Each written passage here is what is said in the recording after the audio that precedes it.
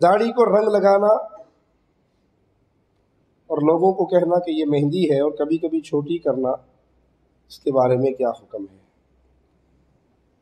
दाढ़ी को रंग लगाने का हुक्म रसूलुल्लाह सल्लल्लाहु अलैहि वसल्लम ने दिया।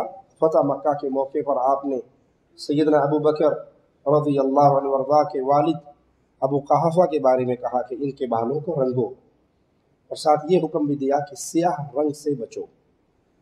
दाढ़ी को रंगने का हुक्म है, लेकिन स्याह रंग से बचने का भी हुक्म है। तो दाढ़ी अगर सफ़ेद हो जाए, उसमें मेहंदी लगाएं, ब्राउन कलर की कर लें, काली स्याह ना करें। क्यों? काली स्याह में धोखा है। यानी ऐसा कलर ना लगाएं जिससे आप 50 से 25 साल के हो जाएं और शीशे में पहले अपने आप को धोखा दे गए, खैर सल्लाह अभी तो ठीक ठाक हूँ, मुंडा खुंडा हूँ, कोई बात नहीं, वो गलत है।